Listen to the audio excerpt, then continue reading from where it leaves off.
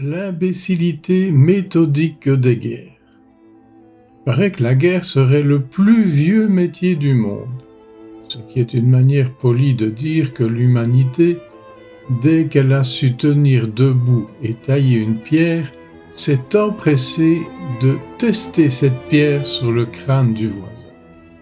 Une tradition presque. La preuve que la coutume, parfois, n'a rien d'un gage de sagesse. On nous répète souvent que les conflits sont complexes. Ce terme sert à dissimuler le fait que, souvent, ils émergent de sentiments simples et primaires, tels que la peur, l'avidité ou l'ego hypertrophié d'un leader convaincu d'être une version inédite de Platon.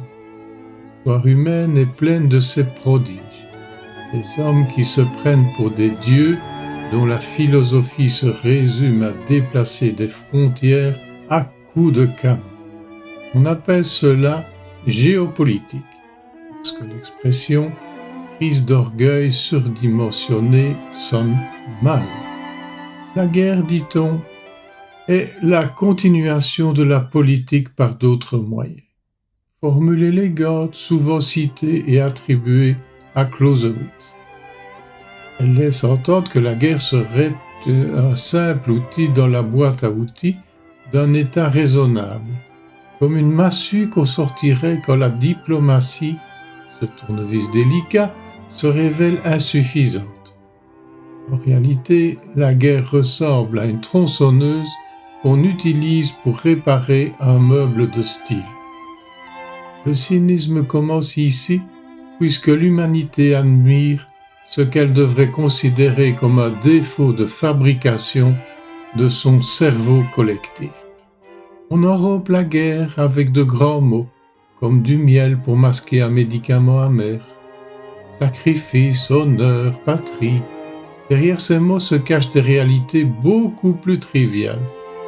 Nous n'avons pas su réfléchir, nous n'avons pas voulu discuter. Ou, la plus célèbre, nous n'avons pas réussi à contenir la stupidité de quelques-uns.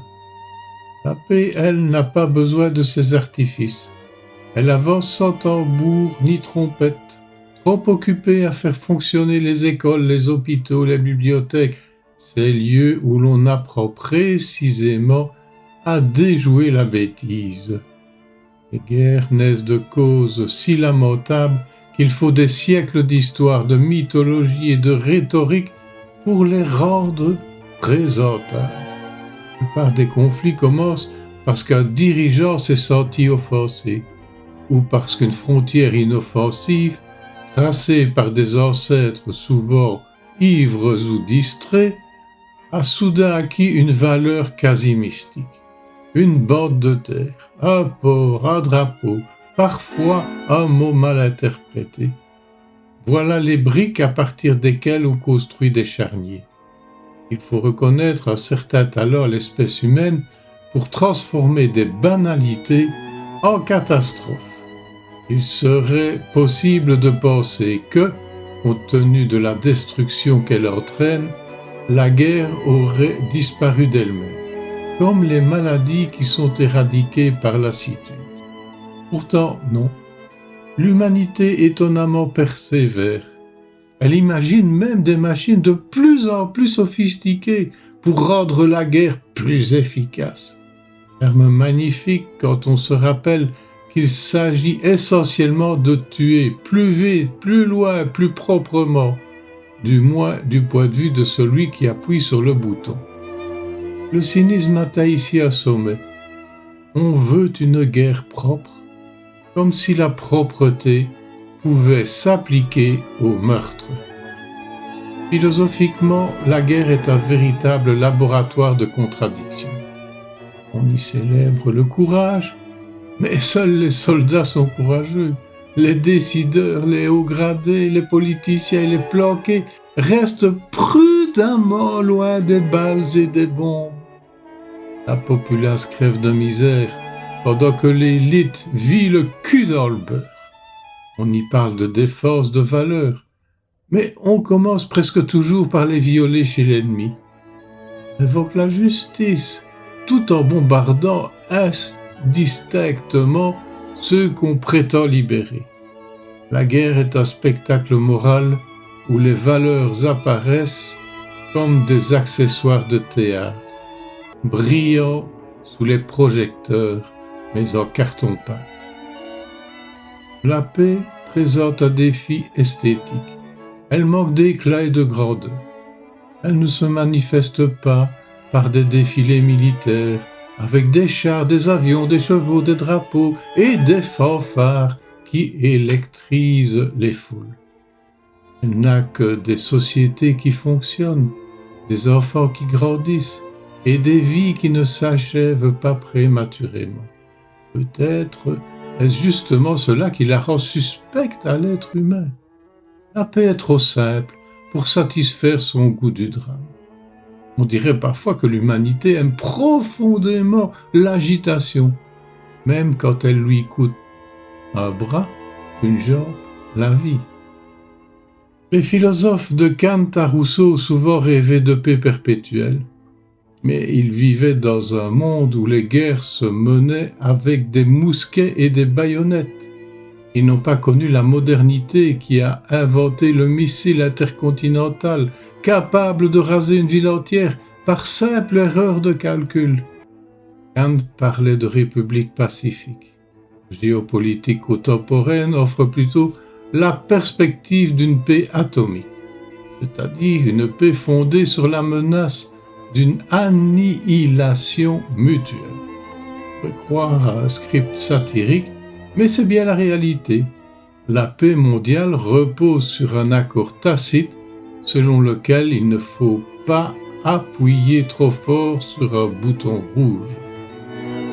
Tant malgré cette absurdité flagrante, la grande majorité des êtres humains vivent dans l'illusion que la guerre est une sorte de phénomène naturel, comparable à une tempête ou à un tremblement de terre. C'est commode. La fatalité justifie l'inaction. Mais la guerre n'a rien de naturel. Aucun lion ne déclare la guerre à un autre lion pour redessiner la savane. Aucun troupeau de bisons ne se mobilise pour défendre l'honneur d'un drapeau. La guerre est une invention purement humaine, née de la combinaison toxique du langage qui permet de formuler des prétextes. On pourrait espérer que l'intelligence humaine, cette merveilleuse faculté qui lui a permis de comprendre l'univers, de décoder le génome, de produire de l'art et de la science, finirait par servir aussi à prévenir la guerre. Mais il semble que cette intelligence fonctionne par compartiment. Très brillante pour concevoir des satellites, nettement moins efficace pour empêcher un dirigeant nerveux de provoquer un conflit parce qu'il a mal interprété un tweet. L'humanité possède donc une intelligence technique fulgurante, mais une intelligence morale intermittente, souvent en grève les jours où l'on en aurait le plus besoin. Et c'est ici que la paix révèle sa véritable nature. Elle n'est pas un état passif, mais un acte politique, moral et intellectuel. La paix se construit. La paix demande une discipline, presque une ascèse. Elle requiert une capacité d'écoute, une patience stratégique, un sens du compromis qui va à l'encontre de la pulsion infantile qui sommeille dans chaque nation. Vouloir avoir raison tout seul. Les guerres, en revanche, triomphent dès qu'un peuple ou un dirigeant décide que la nuance est une faiblesse. Voilà pourquoi elles reviennent si facilement. Elles flattent la partie la plus archaïque de notre cerveau. Oui, il y a cette vérité embarrassante. La guerre profite à des gens, pas aux citoyens, pas aux familles, pas aux jeunes, qui deviennent chairs à canon. Elle profite à quelques groupes bien installés, qui transforment la violence en opportunité économique. Le cynisme structurel des guerres se cache là. La mort est une entreprise lucrative. Tant que la paix ne payera pas davantage que la guerre, il faudra compter sur la force morale, donc sur un muscle que l'humanité n'aime pas beaucoup entraîner. Il faudrait pourtant peu de choses pour rompre ce cycle. Il suffirait d'enseigner la pensée critique dès l'école, de cultiver l'empathie comme une compétence civique, d'encourager le scepticisme envers les discours trop simples, d'apprendre à reconnaître les mécanismes de manipulation. Bref, il suffirait d'élever les populations à un niveau d'intelligence collective supérieur à celui des propagandistes.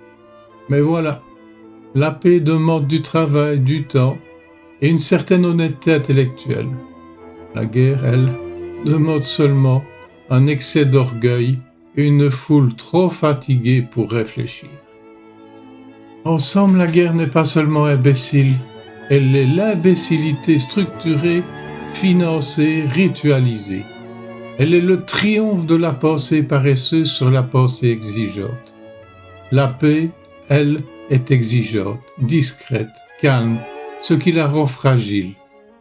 Mais elle reste la seule invention humaine capable de rendre la vie digne, belle, respirable.